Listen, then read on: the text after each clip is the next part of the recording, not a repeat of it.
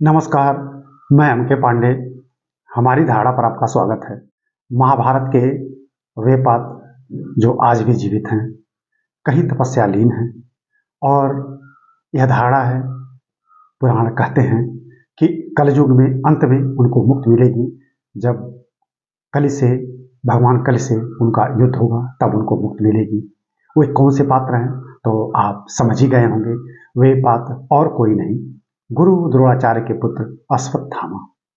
अश्वत्थामा वो अश्वत्थामा जिन्होंने द्रौपदी के 5 सोए हुए निर्दोष पुत्रों को मार डाला और उसके बाद जब उन्हें अर्जुन ने तीर से भेदना चाहा, मारना चाहा, तो द्रौपदी ने उन्हें बचा लिया था। उनको जीवन दान दिया गया था, लेकिन वे अजर अमर थे, वे नहीं मारे जा सकते थे, फिर भी उनको जीवन दान दिया गया था। इसी संदर्भ में आज का यह वीडियो प्रस्तुत है कि उन्हें जीवन दान क्यों मिला। अभी इसके पहले के वीडियो में हमने द्रौपदी की क्षमाशीलता पर एक वीडियो बनाया था, आपने उसको पसंद किया, आप इसे भी पसंद करेंगे। आप एक एक शब्द सुनिएगा और हम चाहेंगे कि अगर आप हमारे चैनल को अब तक नहीं सब्सक्राइब किए हैं तो प्लीज़ आप सब्सक्राइब कर लें और इस वीडियो को लाइक और शेयर जरूर करें।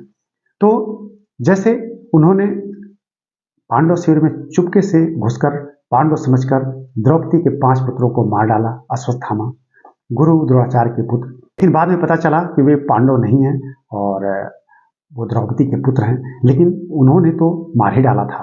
द्रौपदी बिलख गई, पूरा पांडव पंडाल शोक में डूब गया। जब पांडव संजोग से उस रात्रि को नहीं थे और शिविर में आए, शोकाकुल पूरा शिविर जब मालूम हुआ तो अर्जुन ने घेर लिया और स्वयं भगवान कृष्ण उनके सारथी थे। युद्ध प्रारंभ हुआ। इसके बाद अश्वत्थामा पकड़े गए।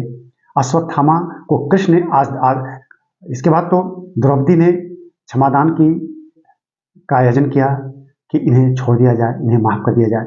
क्यों? क्योंकि ये भी किसी माँ के पुत्र हैं और माँ उसी तरह से बिलखेंगी जैसे आज हम बिलख रहे हैं। हमारे वीडियो को आप जरूर देखिएगा इसके पहले। लेकिन क्षमादान के बावजूद भी कृष्ण ने अर्जुन को और भीम को आदेश दिया कि इनके माथे पर, अश्वत्थामा के माथे पर एक ऐसी मणि है, अगर वो मणि नहीं निकलेगी तो ये अजर अमर रह जाएंगे और ये परम शक्तिशाली और इनसे बहुत कुछ हो सकता है। तो इनकी असली शक्ति जहां निहित है, इनके माथे पर है, वह मणि निकाल ली जाए। फिर अर्जुन और भीम ने उनके माथे से वह मणि निकाल ली। अब इस अश्वत्थामा को आदेश दिया गया, यही सजा उनकी थी कि आप सुनसान जंगलों में चले जाइए, वहीं कहीं तपस्या लीन रहिएगा। आपको मुक्ति तब मिलेगी जब कलयुग में भगवान कल्ली का अवतार होगा और फिर उनसे आपका युद्ध होगा, फिर आपको मुक्ति मिलेगी। तो यह धारणा है और यह पुराण कहते हैं कि अश्वत्थामा आज भी जीवित हैं और कहीं तपस्या लीन हैं। अब वो कहाँ तपस्या कर रहे हैं, तो ऐसी पुराण, शिव पुराण में खास करके ऐसा विशद वर्णन मिलता है कि अश्वत्थामा गंगा के किनारे कहीं वो तपस्या करते हैं। और यह भी माना जाता है कि विंध्य पर्वत क्षेत्र के आसपास महू के निकट एक शिव मंदिर में वो आते हैं। तो ऐसे न जाने कहाँ कहाँ वो जाते हैं, लेकिन एक धारणा है कि वहाँ भी जाते हैं।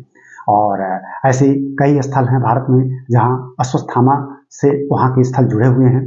तो हम उन स्थलों पर नहीं जाएंगे, लेकिन यह तो बात तय है कि अगर पुराण की माने तो अश्वत्थामा को आज भी जीवित बताया जाता है और वो जीवित हैं और कहीं गंगा के तट पर वो तपस्या लीन है और उनको मुक्ति तब मिलेगी जब भगवान कल्ली का अवतार होगा। तो आपको हमने बड़े संक्षेप में अपनी बात बता दी कि अश्वत्थामा कौन। तो अश्वत्थामा गुरु द्रोणाचार्य के पुत्र थे और उन्होंने पिता के मारे जाने और दुर्योधन के धराशायी होने का बदला पांडवों से लेना चाहा और छुप के घात लगाकर उन्होंने सोए हुए पांडवों पर हमला करना चाहा। लेकिन संयोग से उस रात्रि पांडव शिविर में नहीं थे और सोए हुए उनके 5 पुत्र मारे गए थे। उस का बदला उनकी मस्तक से मणि निकाल कर लिया गया। क्यों? क्योंकि उनको मारने जा ही रहे थे कि द्रौपदी ने क्षमादान का आयोजन किया और फिर उनको क्षमादान दे दिया गया था। तो अश्वत्थामा महाभारत के एक ऐसे पात्र हैं जो आज तक जीवित हैं।